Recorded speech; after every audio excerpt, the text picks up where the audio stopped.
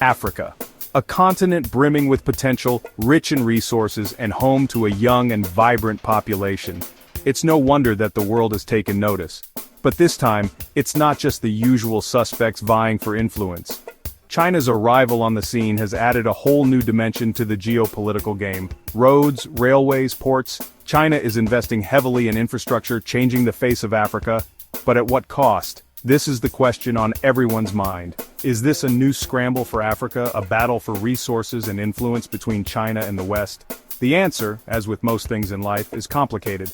There are no easy answers, no clear winners or losers, but one thing is certain: Africa is no longer content to be a pawn in someone else's game. The continent is asserting itself, demanding a seat at the table, and charting its own course towards a brighter future. And it's doing so with a growing awareness of its own power and potential. The world better take note because Africa is on the move. Let's talk about China, the Middle Kingdom. The sleeping giant that woke up and decided, you know what? We need some more friends. And who better to befriend than a continent with vast reserves of natural resources and a rapidly growing market? Enter the dragon with a roar and a flourish, ready to tango.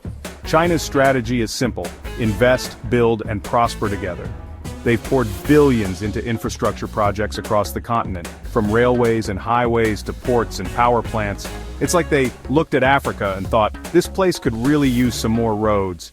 And they weren't wrong. This infrastructure boom has been a game changer for many African countries. It's boosted trade, created jobs, and connected people like never before.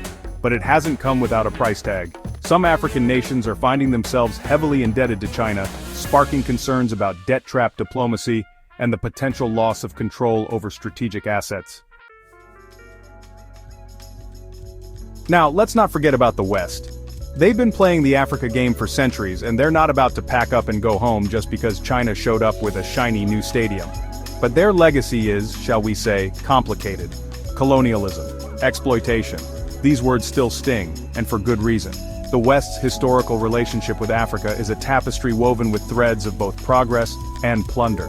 And while those colonial days are long gone, the echoes of the past still reverberate. Today, the West's engagement with Africa takes many forms: aid, humanitarian assistance, military cooperation, and yes, even some investment. But it's often seen as coming with strings attached, conditions tied to political reforms, economic policies, or security alliances. This has led to accusations of neo-colonialism, with critics arguing that the West is still trying to dictate terms and control the narrative. Let's be real, infrastructure is sexy. It's the kind of thing that gets politicians excited and development experts drooling, and China knows it. They've used their infrastructure prowess to woo African nations, promising economic growth and prosperity. Roads that stretch for miles, connecting remote villages to bustling cities. Railways that whisk goods and people across borders at lightning speed. Ports that hum with the activity of global trade. These are the tangible signs of China's presence in Africa. But this infrastructure boom has also raised eyebrows. Some critics argue that China is engaging in debt-trap diplomacy, luring African countries into taking on unsustainable loans that they'll struggle to repay. This, they warn, could give China leverage to seize control of key assets or extract political concessions. The reality, as always, is more nuanced. While it's true that some African countries are facing debt distress, it's not always clear-cut whether China is the sole or even the primary culprit. Section 5: Aid, Conditions, and the Specter of Neo-colonialism. The West, on the other hand, has often taken a different approach. They're big on aid, humanitarian assistance, and promoting democracy and good governance. But you know, this generosity often comes with a catch. We'll give you this money, they say, but you have to do things our way. You need to implement these economic reforms, adopt these political systems, and align your foreign policy with ours. This conditional aid has led to accusations of neo-colonialism, with critics arguing that the West is trying to impose its values and interests on African nations. They point to the fact that despite decades of aid, many African countries are still struggling with poverty, inequality, and underdevelopment. Section 6: Winners and Losers. Who benefits from foreign engagement? So, who's really winning in this geopolitical tug-of-war? Is it China, racking up wins with its infrastructure blitz and no-strings-attached approach? Or is it the West, leveraging its historical ties and financial clout to maintain its grip on the continent? The answer, my friends, is not so simple. It's tempting to see this as a zero-sum game, but the reality is far more complex. There are no clear winners or losers here, only shades of gray. China benefits from access to Africa's vast natural resources and a rapidly growing market for its goods and services, but it also faces criticism for its debt-trap diplomacy and lack of transparency in its dealings.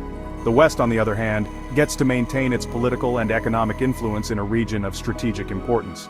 But it's also grappling with the legacy of colonialism and accusations of hypocrisy for its conditional aid and meddling in African affairs. But here's the thing, Africa is not just a playground for foreign powers, it's a continent on the rise, with its own ambitions and aspirations. And increasingly, African nations are realizing that their destiny lies in their own hands. One shining example of this newfound agency is the African Continental Free Trade Area, or AfCFTA.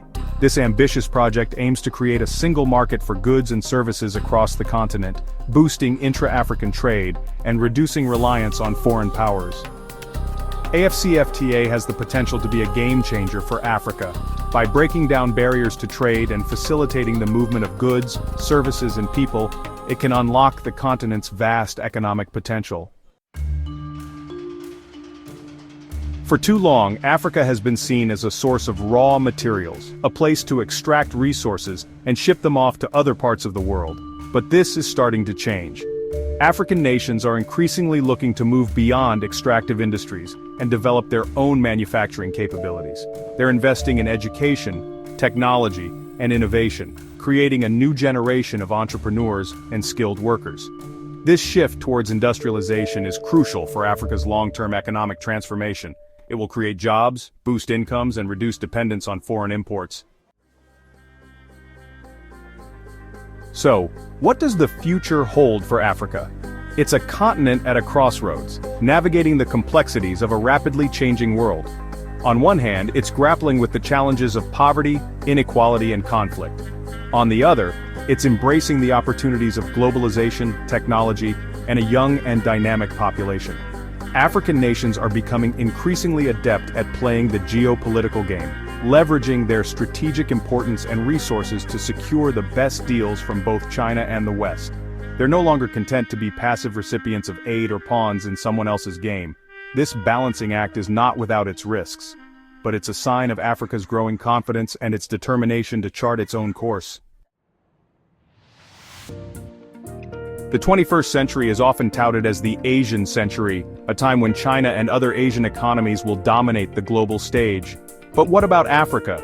Could this be the century when the continent finally shakes off the shackles of its past and takes its rightful place as a global powerhouse? The answer, my friends, is up to Africa. The continent has the potential, the resources, and the people to achieve greatness. But it will require vision, leadership, and a commitment to unity and cooperation. The future of Africa is not preordained, it's a story that is still being written, and the world is watching, eager to see what the next chapter will bring.